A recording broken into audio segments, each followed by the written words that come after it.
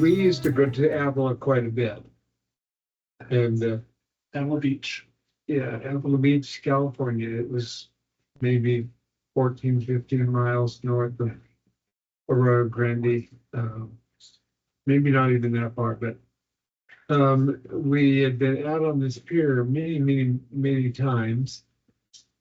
And at least this one time we decided, okay, we need to, how many planks are on this pier? And so we came equipped with the ability to count. And did we number every single plank or? I believe we started with chalk, right? Yeah. I believe we started 1, 2, and very shortly we realized, oh, maybe we should do every 5 or 10. It's a lot of chalk. We proceeded to number them all the way out to the end of the pier. And so it just so happened that we, because I was on the newspaper for the school newspaper, that we had a chance to have that a little article on it posted in the 5 Cities paper, but it also showed up in the Santa Maria and the San Luis papers. And so we got some notoriety as we had counted the piers. And along the way, there were plenty of people curious in why we were doing it and what we were doing. But It was kind of like climbing a mountain because it's there. yeah. And you just had to do it. That and too much time on their hands. Yeah, well, who knows? Made a difference for somebody somewhere, sometime. But that's basically all that happened. It wasn't an assignment, but it ended up appearing in several papers as a just a human interest story. Not very long. And knowledge is power too, knowing how many planks there are on that pier. The other little short story about that here at Avila Beach is one day, again, for something to do. Jeff and I rented some sort of little paddle boat or something. And we took it out into the ocean and wanted to go around the end of the pier and back. Which we did.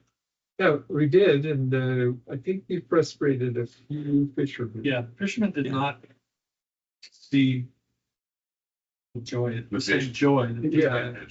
guys Yeah, we didn't see any joy in Did they yell at you guys? had. it. Yeah, but I think we tried to oblige by getting a little further away from the pier, but we were committed at that time. We couldn't just. Yeah. Avila played a big part because we were there. We went body surfing and we went to the chocolate shop. We Oh, yeah. did other things. Did you guys ever have the round disc for doing the skimboarding? I never did. I used to watch people do it, but I didn't have a skimboard or the balance for one. Yeah. I was just going to say there were a lot of these youth activities that seemed like they took place down there, with maybe a barbecue or at least s'mores and that kind of thing. And then afterwards back home and ready for the next day. Yes. Inspired by Dave and Jeff and their escapades there. Later, a few years later, when I lived actually in San Luis Obispo, I had a canoe. Lived out in the area just outside of town. It's called Laguna Lake area. And there was an actual lake called Laguna Lake. So we paddled out there at night and we decided one day that this wasn't a whole lot of action. So we loaded up the canoe and went out to Avila, best place to go, at night. and surfed Avila in the canoe. A lot of fun. We talked earlier about the surfer group. Mhm. They were mostly in Pismo. Different kind of wave action out in Dismal as opposed to Avila. Yeah, However, if you were, I would think that if you're more advanced surfer, you'd want waves in Avila because they might, sometimes fairly large breaking waves, whereas Pismo is just kind of, It's pretty choppy, yeah. and cold. But I don't know if we talked about this before, but we borrowed a surfboard from the Fogels yeah. and we took it to more of a Pismo Beach type of area. I think you may have got some good use out of it, but I just fell off. Yeah, I would never, my prime, I couldn't, I couldn't keep the balance well enough, so. Yeah. Body surfing was good because you couldn't fall off your body. But you could hit your head. But you could hit your head. That's a good point. Some of those larger waves, I end up going like You this just roll. down Yeah. into the sand. You biff into the sand Yeah, too. Yeah. well, during the winter, especially some of the winter storms, those waves would be lapping the bottom, actually even going through the pier. If you could find an old edition of Times Press Recorder, there was one year when part of Apple Pier got wiped off too. Totally blown away, washed away, whatever, from that storm, a storm. We weren't body surfing those waves. No, too cold, too cold then. There were a lot of other people just enjoying the beach too. I remember catching a good sized wave for what we used to do. And kind of being at the top of the wave and looking down and seeing all these kids away. Yeah. And I'm going, okay. I just started to close my eyes and hope for the best. I didn't hit anybody. Yeah. Did you ever try body surfing at Pismo Beach? I don't think I ever attempted it. It was very cold. Most of the surfers ever would have wetsuits, even back that far. Yeah. Well, and they kind of frowned on the body surfer group in encroaching on their space. Well, it's just like, okay, the body surfers were at Apala. The board surfers were at Pismo, and it was this sort of seemed like it was more of a unspoken understanding that that's where you did your thing. We're also more conducive one to the others. Yeah.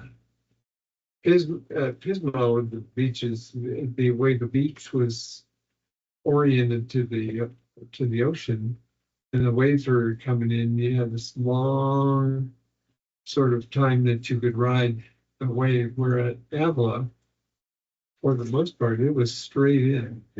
Well, I think Avila was a curved inlet Bay Area, and Pismo was more like just long, straight coastline. Yeah. Yeah.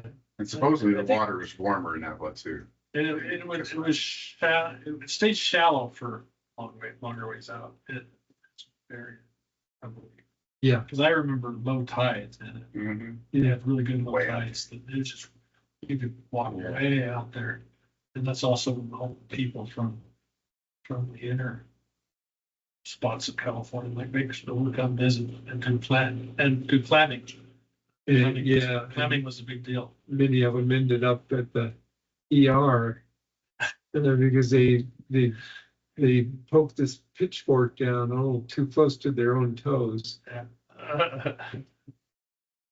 And then with the clam, there's a type of pitchfork that's spaced so that if the clam fits between the tongs, you throw it back.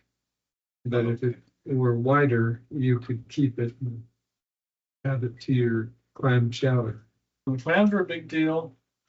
There's also abalone, Oh, yeah. which I'm not sure you'd find them anymore. You don't find either one anymore. They've both been decimated. I have an abalone shell. It came from my dad's house. My kids just think it's the coolest thing. But Yeah, it's like. it used to be, they like a used wrestle thing. abalone to do your landscaping, the shells, back when they were quite common. And they started to preserve or protect the sea lions. That's when abalone and to some extent the clamming dried up. And then what was left of the clams, the folks would come over from the Central Valley in the summertime when it was so hot. Central California, they'd come out and clam. And my understanding now is there just isn't any industry left to it. Mm. But that's okay by me because for me, clams were ideal for fish bait on the pier.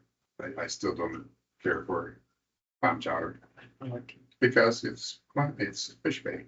You know, it's not. I like fish bait shelter. No, no, thank you. Yeah, we had a family recipe that was made from scratch.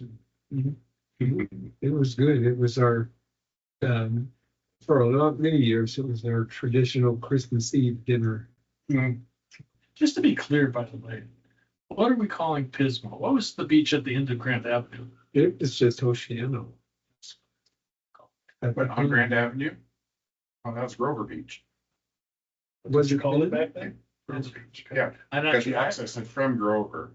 Yeah, that's true. Pismo Beach was accessed only by foot traffic because you couldn't go all the way into Pismo in a car, for instance.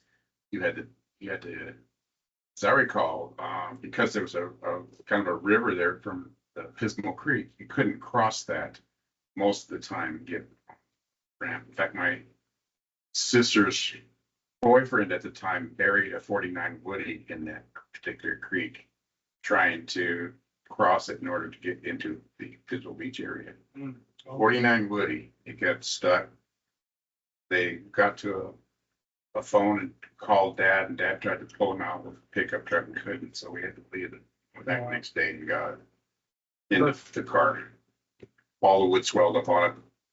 It was garbage. But yeah, so it was Pismo. Yeah, and, but then Grover. as we'll call it Grover Beach then, it's kind of near Oceano, so whatever you want to call it, but and Grand Avenue ran through Arroyo Grande and Grover City, as it was called then, instead of Grover Beach. And at the end of Grand Avenue was a wooden, I guess, ramp right down on the beach, and you could go down the ramp and drive around. And if you didn't get stuck. Yeah. I think probably when you guys bailed out, you probably, if you're headed to John's, you thought there was also a ramp at Oceano. Oh, there is now too, so. Yeah, Joe Lover used to have a clam shack there of some sort. Right through two ways to get over. We went recently, last September, we went there and same deal. But what's different now is there's a booth there where you pay, but you can still drive down on the beach. Drive way down, we drove way down and turned around and then left in on the Oceano exit. Yeah. Exit entrance. You go down to a certain point where it was also Flacco Lake, and you couldn't, and it's drained out to the ocean. That's where you guys have to have turned around with the kite. Yeah. Speaking of the kite story, So there's the kite story. Yeah. not quite. So we were just out having a nice time. And this would have been, yours, the black, white Volkswagen, what, 65 Volkswagen? Yeah.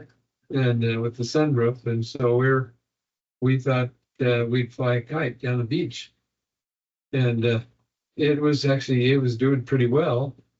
But we got to that little. Before you go further, how are we doing kite flying? Well, I think somebody was standing up holding the kite, right? Through the sun. Through the sunroof. Through the sunroof. Key part of the story. So the driver's driving, somebody is standing up in the sunroof holding the string, and as you said, it's doing pretty well. Yeah, so we get to that point, that little stream, and we reached the end of the line when we turned around. And in turning around, you lose some of that momentum, so the string holding up the kite sunk. Yeah, lost the tension and it just kite and string. Yeah, started. and there was another car. And We tried to turn and go fast enough to maintain the kite, the flying of the kite, but it didn't work. yeah, Well, the rule with VW buggies, you never make a fast turn because they would roll over. I guess. yeah. And I don't know exactly who was in the other car or truck, but they were not. They didn't take friendly to the fact that our kite, as it dropped, wrapped around their car.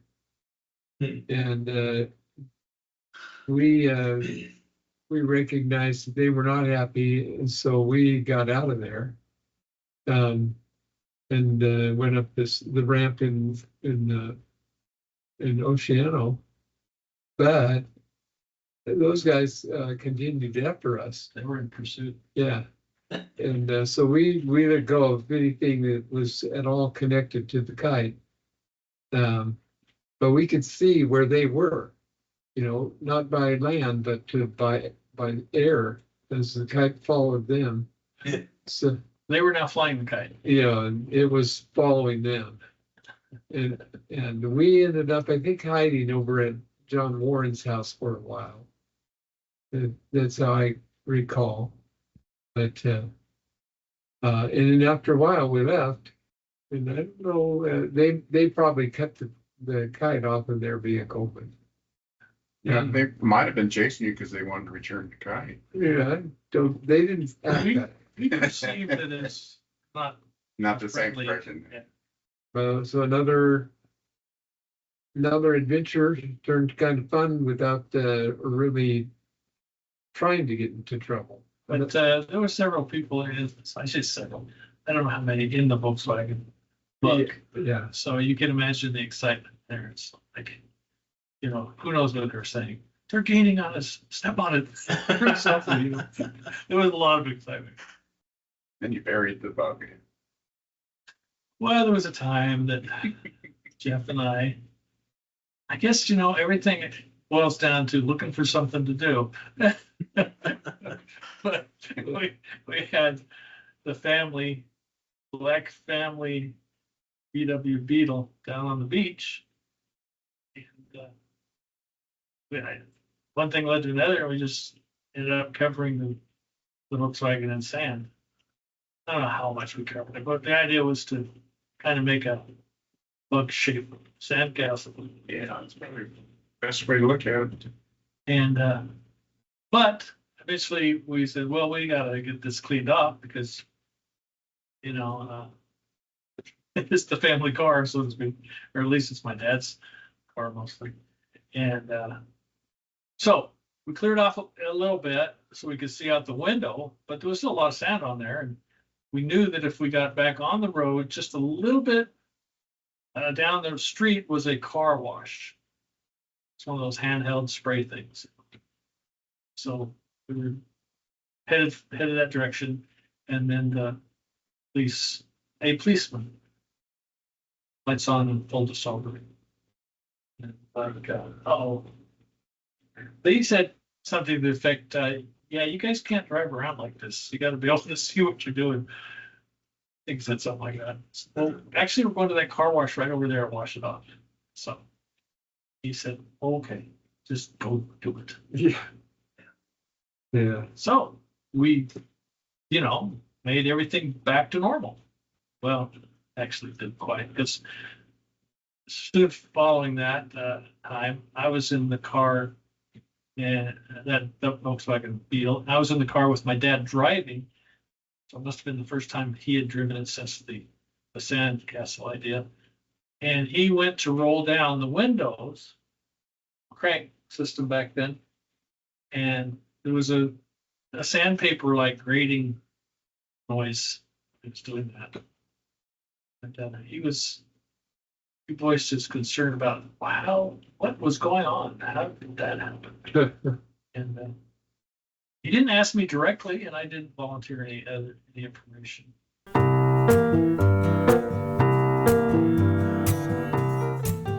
was something that I didn't realize about Jeff and his music career, but you took, even before Arroyo Grande, you took some guitar lessons. Well, What was that? lessons, my mom had sent me to Okay. a camp. It was a Bible camp of some sort, but one of the kids there came in at some point and did played pipeline, nothing fancy. It was just single strings and kind of picked out, and he did the da da da da da da da da. And I thought that was so cool. And so he taught me that song. And then that was as much as I knew. And then gradually somebody would say, well, here's a chord. Oh, that's innovative, and so I tried to that, but I only knew a few, real simple. And they would teach me a song, and then but how we moved it from that simple basic skill and really basic and real simple to Dave, because it grew. That's where it grew. It grew to you. We decided to form some kind of a band, and maybe you had the piano. But Sometimes, yes. yeah, you got a guitar. In fact, it was a Brown Harmony guitar. It was, and I believe it cost $40. Yeah, which was a lot of money. twice as much as mine cost. Really? Because I got from they used to have the stamps that you could trade in. Green stamps? S&H green stamp. Yeah, and so there was in one of the markets around there was a store. So I had just enough money and just enough stamps to buy a guitar. Nice. And then we took it from there. We did some little. First, we had to learn how to tune them. Yeah. Just kidding. Go on. Yeah, but I remember sometimes in the opening exercises of Mutual, Yes. we would perform for They would let us do a little entertainment now. Yeah. And we took that as an opportunity. Yeah, and that kind of grew, and we created some things, and we did have the opportunity to play in the sort of the break of the Christmas social. Oh, those Christmas? Okay. Yeah, because seems like we were all dressed up. Yeah. Warren was with us by then. Okay. In fact, we have a picture of that in this senior edition of the yearbook, the senior section of the yearbook here. That was the electric guitar Yeah. story. Yeah. Jeff decided he was just as adept on an electric as an acoustic. Yeah. And I thought, I can't do this. Yeah, and I had no idea what the difference was, other than I assumed the difference was volume. I don't know why I was so nervous about it, but it was like, we did it anyway. Yeah, we did. We have it in there for See, possibly. the electric guitars were electric guitars from the real band that was playing. Yeah. While they were taking a break. They said, apparently, they told you, hey, you can use these. Yeah, because one of the band members was a friend of my brother's, so he said, yeah, just go ahead. So there was no hamburger playing that night. You both got the pictures. and both got good. So it was a pretty good picture, wasn't it? Yeah. Yeah, so there's a caption under it is something that like David Black and Jeff Orem get to play with their new Christmas presents or something like that. And what was the name of the band? Again, there's multiple names, right? Oh, the bar names. Yeah. See, what were they? They were, forgotten, they had the one I really remember. It was TSA, I don't know what that means. It was the, Then there was the efficacy. efficacy, that's what I was trying to remember. Efficacy, there's another one, but my favorite one, 5 o'clock Sparrow. I mean, that's a good name. Yeah, that really was. In fact, I think we wrote a song called the 5 o'clock Sparrow. Oh, Yeah. So by then, the strawberry alarm clock name had already been taken. right. But Yeah, that's a great name. Yeah, but that was fun. Did you guys Jeff? write? Jeff and I both would try composing. Before I came last week, it occurred to me that I might still have a copy of Jeff's songs. And I forgot to bring it with me, but I'll post it on the finished version of this video. But I believe the notation, the notes and the stems and such were my doing at Jeff's. Yeah, because I didn't know how to put the notes in the right place. But he definitely titled it, put his name at the top. I probably wrote in the lyrics. Yeah. Anyway, I found that and I made a more professional looking copy, which by the way, I've updated. Give you that. Oh, good. Okay. And decided to record it so we have an audio listen.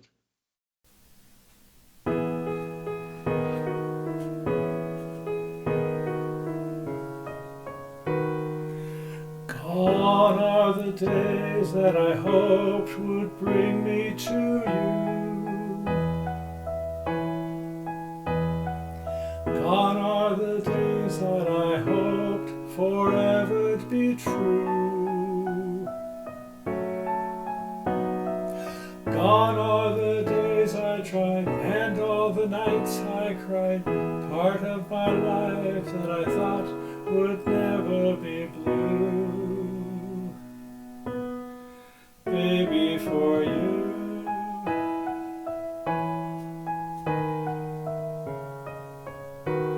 Alone in my room after all the questions are asked. Alone in the darkness of love, I hope is the last. Too many times we be just what we're not to be. Being myself would have made you not of my past. You're not the last.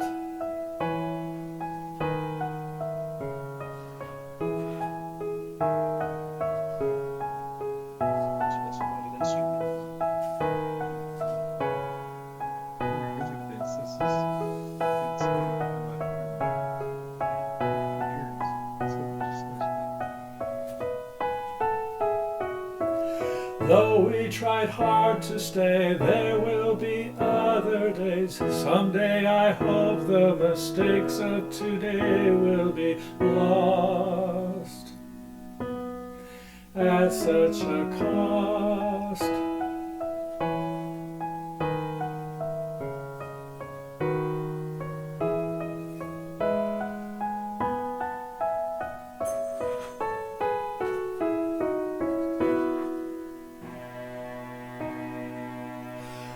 You tried to tell me that something has to be said. You stayed awake all night thinking as you lay in bed. Though I did feel the same, who really is to blame? Are you and I really wrong for falling in love? Mistakes of the past can be hidden in past if the future looks good, and I wish that it would, for it should. I know it could.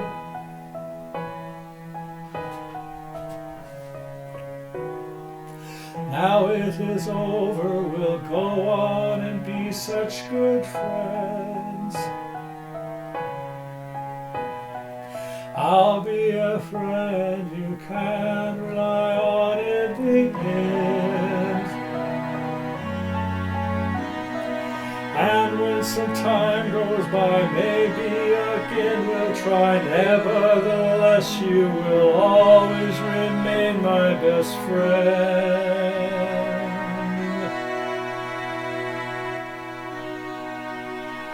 Until the end.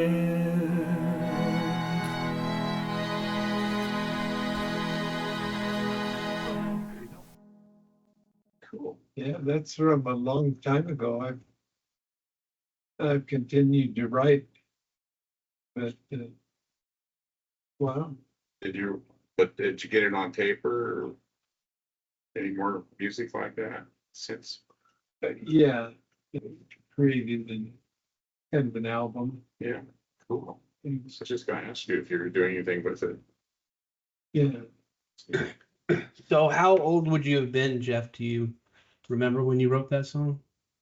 roughly, I'm gonna just think around 18. I think some of it was influenced by the style of not pure style, but some of it was probably influenced by MacArthur Park, and it was a long song, told a long story, but that part might not be so, but I'm guessing 18, 19 in that time frame. Yeah, senior year, right? Sometime in that time frame of late high school or ending high school. That's kind of cool though to hear that. It's fun to have it have so much recall after that much time. Actually, I was telling Paul that I continued to write, and some of it I put down on tape or CD or wherever. But my three of my sons and one of my daughters, we talked the other day, and they're going to take those written songs and together do their version, and we've got kind of this album title of fathers and sons, uncles and fathers, sons, cousins, grandfathers, or something like that. Do you want to listen to some other music that daughter has?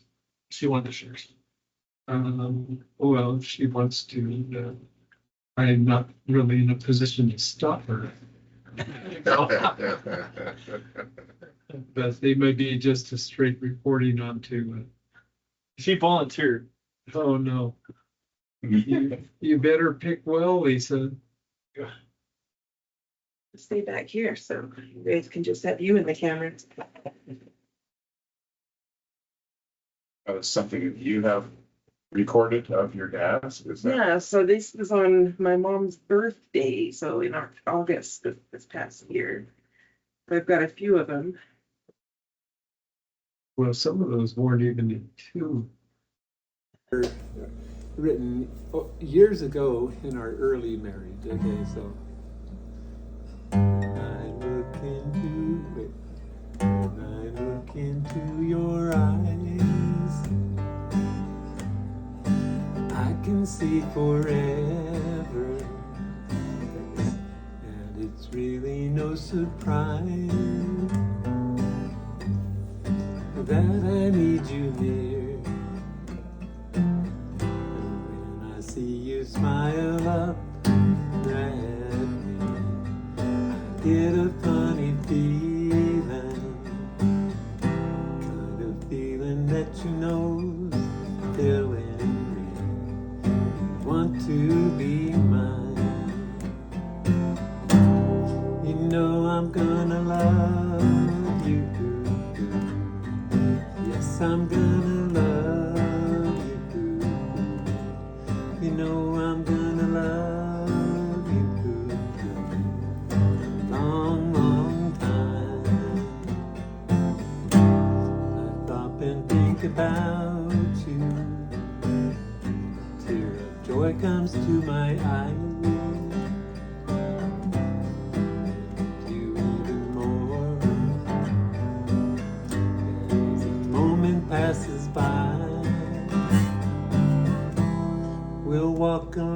wandering,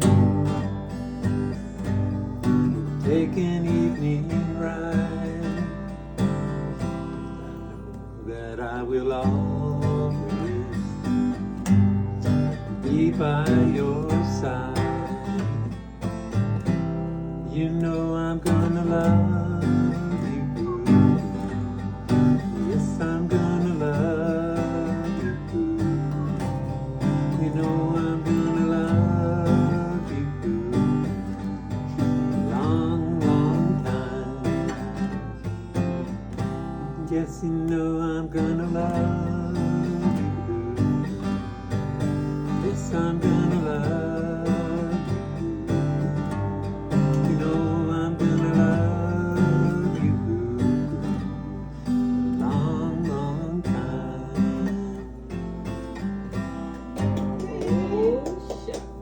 One other one. This one also was written a long time ago, but oops. It's right. I mean, if you were 70, these are.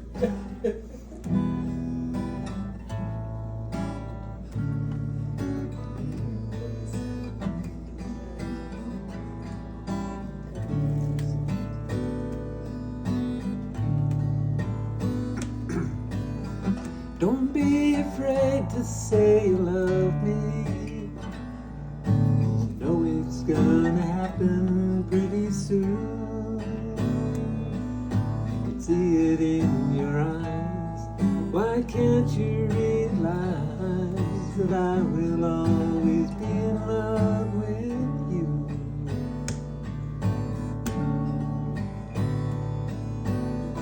Oh, I remember first time that I saw you, you were standing there, and you looked so fine. All of 17, well, it seemed just like a dream, and I was hoping you could be mine. Don't I know you? Could we have met before? Well, anywhere, I don't know, but I know this much for sure. You're the girl I've been dreaming of, the girl that I long to love, and I will always be in love with you.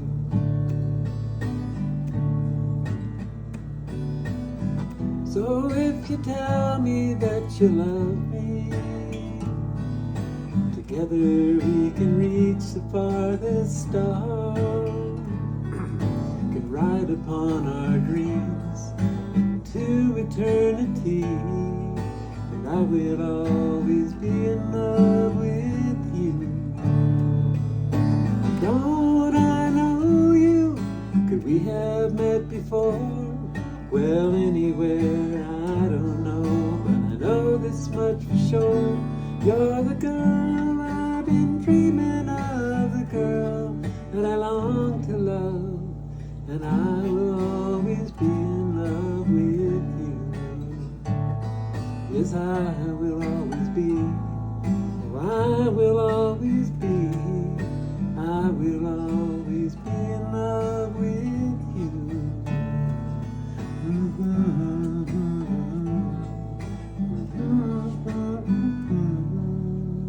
I will always be in love with you.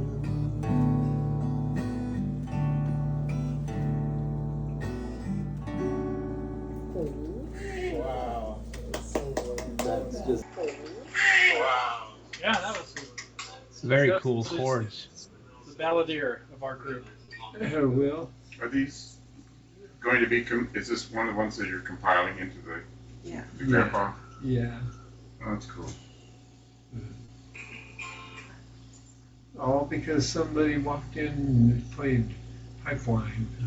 That's I right. know. This is what happens when Mm. somebody plays Pipeline and you get interested in playing. Yeah, well, and then I'm not sure how far I would have continued with that.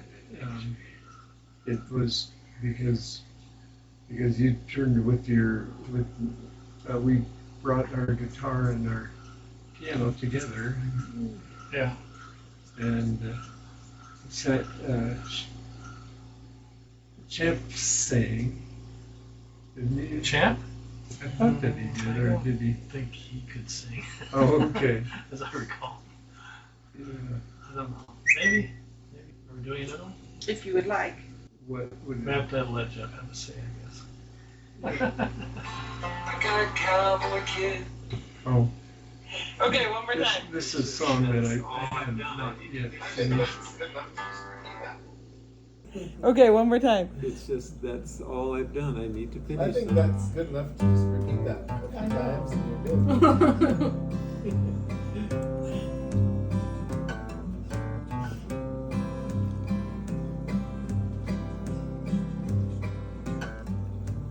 I've been a cowboy all my life.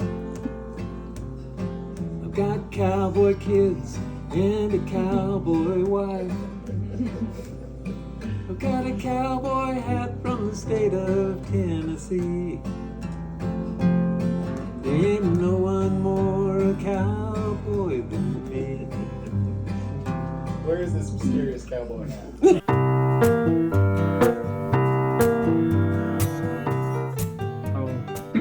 Yeah, we, That's Jeff. a small group of us went over to what would have been, what's the name of that mall anyway? No, Madonna and Yeah, Madonna Plaza.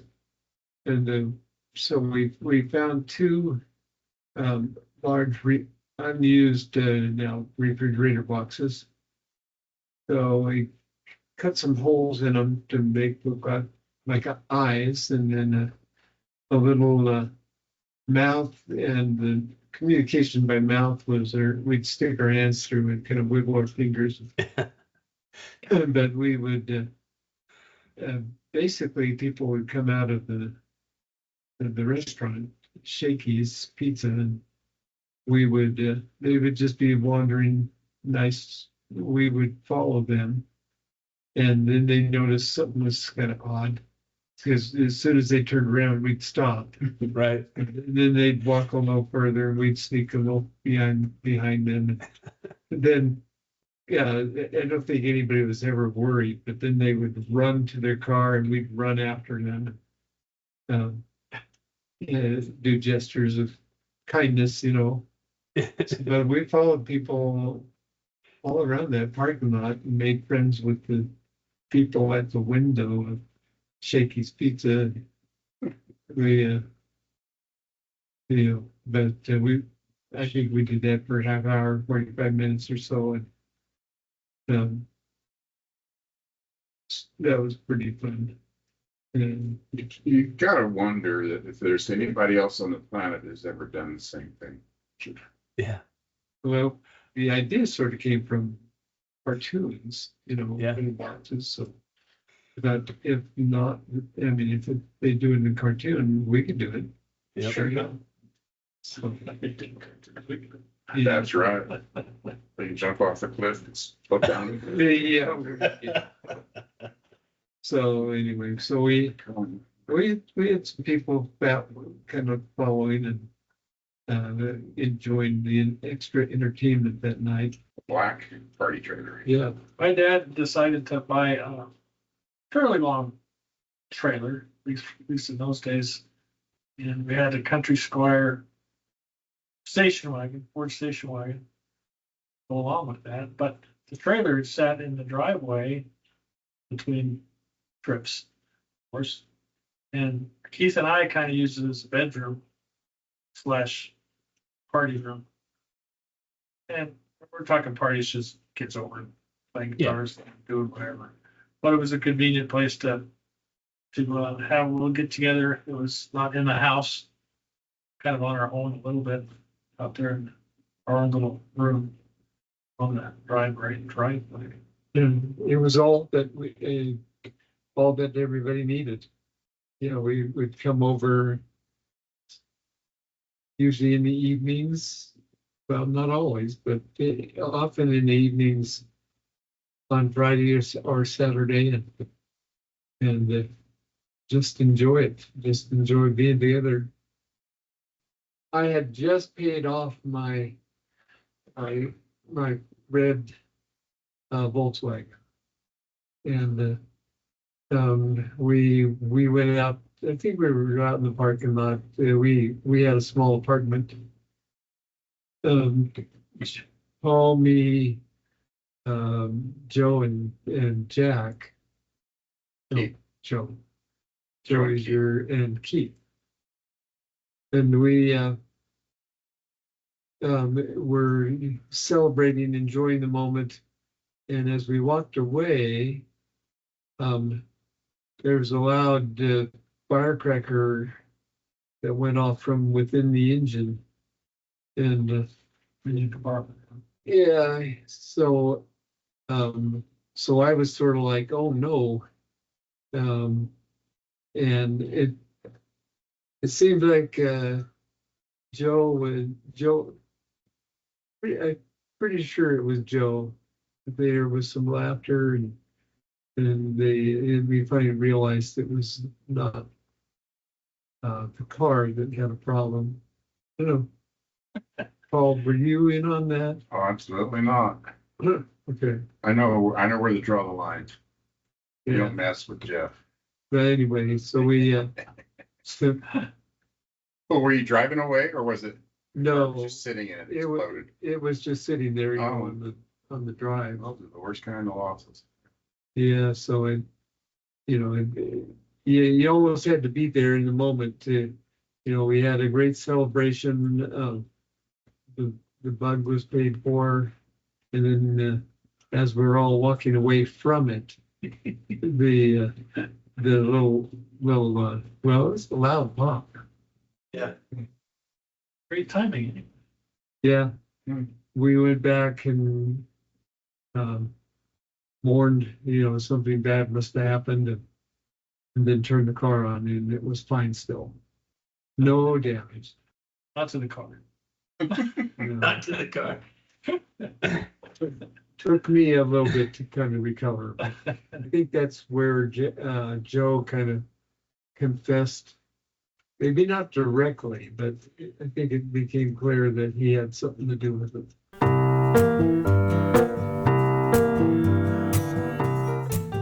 After graduation.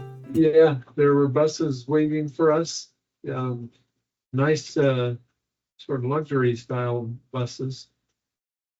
Take us from graduation in Arroyo Grande down to Disneyland, and at 9:00 the park, Disneyland, opened up not just our class, but lots of other Graduated classes from a lot of places. Yeah. Yes. in the How many buses? Must have been quite a few. yeah, I don't remember how many. There had to be quite a few though, 300 some odd kids. Quite a string, I think. yeah. So we were there from 9 p.m. to 3 a.m. Wow. and then drug ourselves back onto the buses, and it took us home up to Arroyo Grande. But It Class was a did tradition in the day, yes. Most of Southern California yeah, participate, maybe not on the same night, but definitely though, it's the plan. one experience I remember from that though was that at some point we got hungry, got some hot dogs, and then went to the the teacups, yeah, and spun those things like they were intended. Teacups without hot dogs, one thing. Yeah, Teacups with hot dogs, quite another. yeah. Especially if you've been up all night. Wasn't my cup of tea.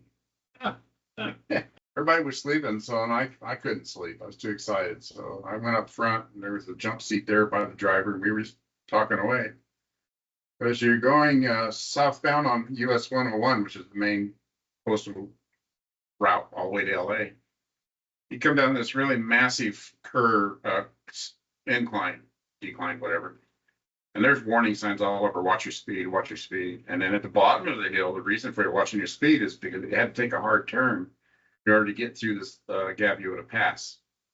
In fact, the northbound has a tunnel because they didn't have enough room for all the lanes. So bus drivers tooling along down there, and maybe not watching his feet, but all of a sudden, right in front of our eyes is the warning signs that the road was gonna veer off to the left, and he just jammed on those brakes as hard as he could. I think he woke everybody up. And we went around, I don't know how many tires were still in contact with the road, but we made it. But it sure woke up the driver for sure. Yeah. And woke me up if I was getting dozy.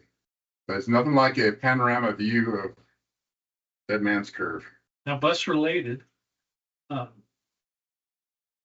Grande, they built a dam, yes, and they're gonna let a reservoir build, so it would be for, water and recreation. And it was supposed to take many years to fill up. Yeah, Lopez. Lopez Lake, and there were two, this way I recall it, two tropical storms that just kind of came in back to back and just a deluge, and it pretty much filled up the reservoir. I don't remember if it was a 100-year storm or a 25-year storm, but it filled it right to the brim. I guess it was about first season or maybe soon after. But there was a senior ditch day, is that what we called it? And official, and there were school buses out there, and I remember walking down the street near the lake, and a bus goes screaming by. Empty. Yeah, it's like, whoa. Well, that bus it didn't make the turn down below. And reason why it was going so fast, I don't know, brakes didn't work, who knows? But the bus went in the lake, but not entirely, because the rear wheels were still on the pavement, sort of. One wheel was hanging on by the asphalt curbing that they built into the road. Yeah. And we'll show a picture of that.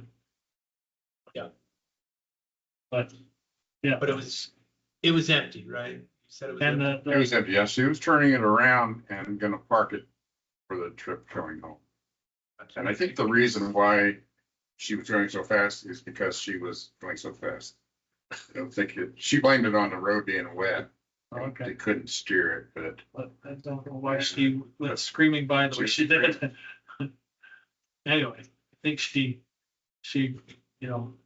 must have been in the water, and she came out one of the windows. she was a panorama view of Lopez Lake. And it made the papers too. Yeah. Yep. We got a picture up there. We got a picture of some of us staring at it, wondering what happened. Not me. I don't think I was in that one. I looked.